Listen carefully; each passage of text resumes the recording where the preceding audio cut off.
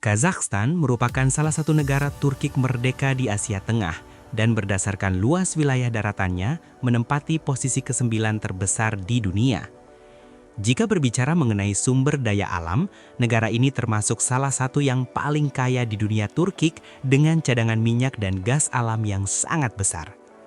Selain itu, Kazakhstan juga memiliki deposit besar berupa besi, uranium, dan emas. Karena itu, dapat dikatakan bahwa perekonomian Kazakhstan sangat bergantung pada ekspor kekayaan yang berasal dari dalam perut buminya. Jika melihat posisi Kazakhstan di peta, di bagian utara berbatasan dengan Rusia, di timur dengan China, serta di selatan dengan Kirgistan, Uzbekistan, dan Turkmenistan. Letak geografis ini membuat Kazakhstan sangat dipengaruhi oleh negara-negara di sekitarnya.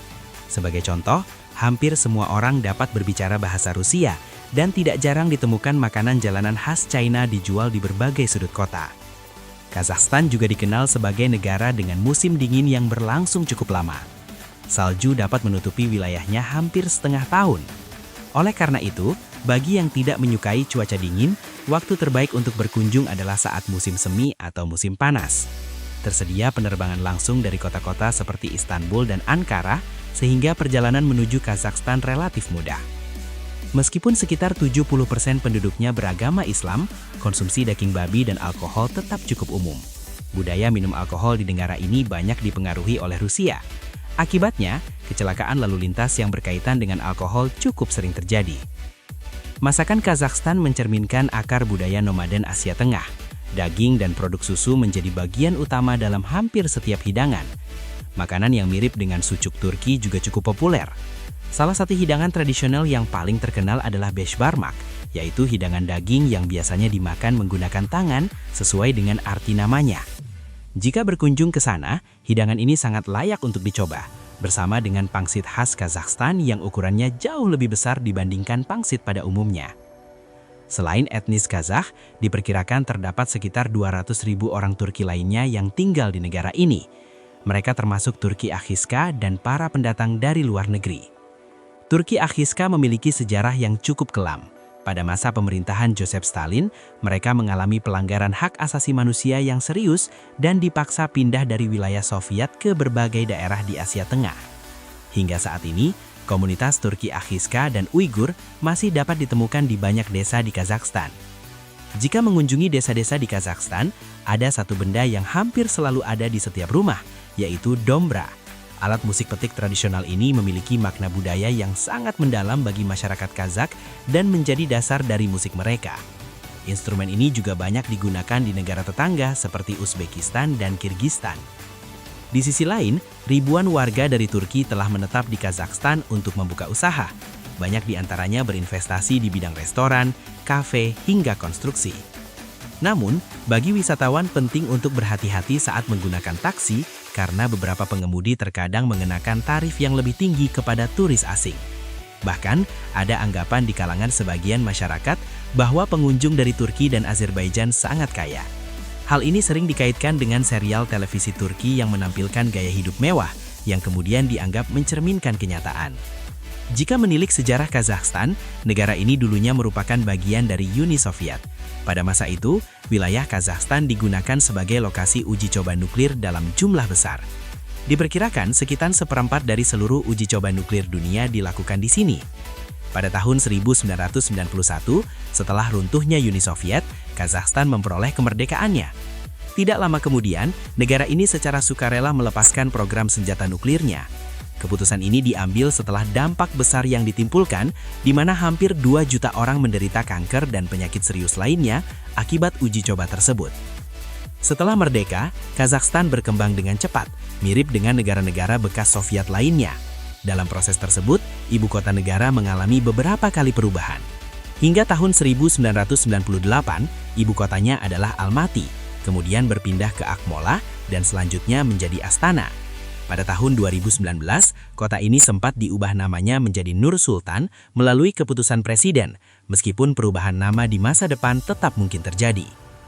Jika berkunjung ke negara-negara bekas Soviet lainnya, biasanya masih terlihat sisa-sisa masa lalu, seperti bangunan tua, infrastruktur usang, dan kendaraan bergaya Soviet. Namun di Kazakhstan, terutama di ibu kotanya, jejak tersebut relatif minim. Kota ini telah berubah menjadi kawasan yang sangat modern. Pembangunan berlangsung di mana-mana dengan proyek-proyek baru yang terus mengubah tampilan kota. Meskipun keinginan untuk meninggalkan masa lalu Soviet dapat dimengerti, deretan gedung tinggi yang menjulang terkadang terasa berlebihan dan mengurangi kesan alami sebuah kota. Kazakhstan kini berusaha mengembangkan ekonominya tidak hanya melalui minyak, tetapi juga melalui sektor konstruksi dan jasa. Dalam banyak hal, model pembangunan ini menyerupai negara-negara Teluk Arab, di mana proyek pencakar langit besar menjadi simbol utama perkembangan kota. Astana khususnya dipenuhi oleh bangunan beton berukuran besar. Secara tampilan, ini memberikan kesan kemajuan yang pesat. Namun dalam kenyataannya, hal tersebut juga dapat membawa konsekuensi, yaitu hilangnya karakter kota, nuansa alami, dan identitas yang menjadi jiwanya. Miliaran dana telah diinvestasikan untuk pembangunan jalan dan gedung tinggi demi menampilkan citra sebagai negara modern. Namun, pembangunan yang sesungguhnya tidak hanya diukur dari beton dan kaca semata. Jika berbicara tentang jalan raya, perlu disebutkan bahwa aturan lalu lintas di Kazakhstan diterapkan dengan sangat ketat, dan kondisi jalannya dijaga tetap bersih dengan baik. Jarang sekali Anda melihat jalan tol tertutup salju, karena begitu salju turun, jalan langsung ditaburi garam dan dibersihkan dengan cepat. Negara ini memiliki populasi sekitar 20,5 juta jiwa, dan sebagian besar penduduknya beragama Islam. Selain ibu kota Nur Sultan, salah satu kota paling populer dan menjadi tujuan wisata adalah Almaty. Dengan jumlah penduduk sekitar 2 juta orang, kota ini bisa dengan mudah disebut sebagai Istanbulnya Kazakhstan. Saat berjalan-jalan di kota ini, salah satu hal yang paling mencolok adalah banyaknya penjual makanan jalanan bergaya Asia di hampir setiap sudut, khususnya yang terinspirasi dari kuliner Jepang dan Korea.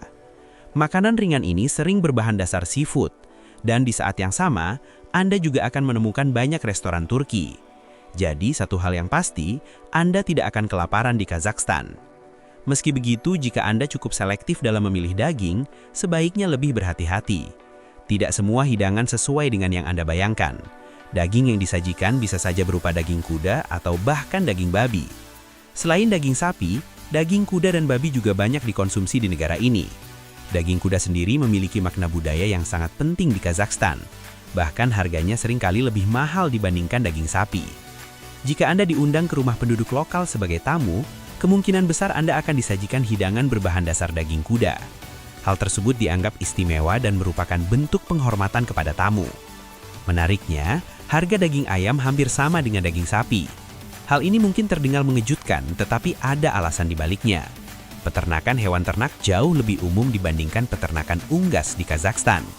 Oleh karena itu, perbedaan harga antara ayam dan sapi tidak terlalu besar. Di banyak restoran, Anda akan melihat bahwa doner ayam dan doner sapi dijual dengan harga yang hampir sama. Hal lain yang mungkin pernah Anda dengar tentang Kazakhstan adalah minuman tradisionalnya, yaitu kumis. Minuman ini bisa ditemukan di hampir setiap pasar yang Anda kunjungi. Kumis merupakan susu kuda betina yang difermentasi, dan juga banyak dikonsumsi di negara seperti Uzbekistan dan Mongolia. Dalam hal pendapatan, upah minimum resmi yang ditetapkan pemerintah berada di kisaran 30.000 tenge. Tenge sendiri merupakan mata uang nasional Kazakhstan. Namun jumlah tersebut sangat rendah untuk memenuhi kebutuhan hidup dasar, sehingga hampir tidak ada orang yang benar-benar bekerja dengan gaji tersebut. Rata-rata penduduk memperoleh penghasilan antara 150.000 hingga 200.000 tenge, yang kira-kira setara dengan 5.000 sampai 7.000 lira Turki. Dalam beberapa bulan terakhir, Kazakhstan mengalami ketidakstabilan internal dan fluktuasi ekonomi yang menyebabkan harga-harga sering meningkat. Selain itu, di luar minyak dan gas alam, banyak kebutuhan pokok yang masih diimpor. Sebagai contoh, sebagian besar buah dan sayuran berasal dari Uzbekistan. Meski demikian, harga bahan bakar tergolong sangat murah. 1 liter bensin dihargai kurang dari 200 tenge, yang setara dengan hanya beberapa lira Turki. Ini menjadi salah satu keuntungan terbesar sebagai negara kaya minyak. Namun jika kita melihat harga kebutuhan sehari-hari di supermarket, situasinya berbeda. 1 liter pasta tomat dihargai sekitar 1.000 tenge. Minyak zaitun 500 ml sekitar 1.850 tenge, dan daging sapi cincang tidak kurang dari 3.000 tenge. Dari sudut pandang wisatawan, Kazakhstan tidak bisa dibilang murah, bahkan beberapa produk justru lebih mahal dibandingkan di Turki. Namun jika Anda tinggal di sana dan memperoleh penghasilan dalam tenge, kualitas hidup sangat bergantung pada pendapatan Anda, dan tetap memungkinkan untuk hidup dengan nyaman. Di toko elektronik Anda dapat menemukan produk seperti iPhone 13 dengan harga antara 600.000 hingga 700.000 tenge, atau lebih dari 20.000 lira Turki. Sama seperti makanan, produk teknologi juga cukup mahal. Jika Anda membeli ponsel baru di sana dan membawanya ke Turki, Anda tetap harus membayar sekitar $200 untuk registrasi IMEI agar bisa digunakan. Jadi secara realistis, membeli ponsel di Kazakhstan bukanlah pilihan yang terlalu menguntungkan. Hal ini menunjukkan bahwa pajak untuk produk teknologi juga cukup tinggi. Hal menarik lainnya yang mungkin Anda perhatikan di pusat perbelanjaan adalah kebiasaan orang-orang yang meninggalkan mantel dan jaket mereka di tempat penitipan gratis sebelum berkeliling.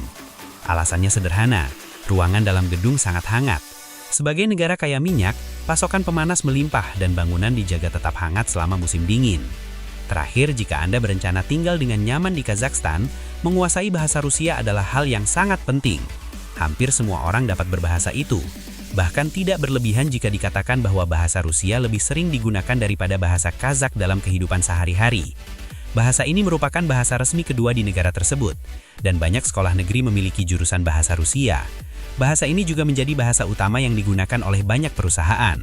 Dengan demikian, kemampuan berbahasa Rusia akan menjadi keuntungan besar dalam mencari pekerjaan. Kazakhstan benar-benar merupakan negara yang layak untuk dijelajahi dengan masyarakat yang sangat ramah dan hangat. Sampai di sini pembahasan kita, dan sampai jumpa di pembahasan berikutnya. Terima kasih.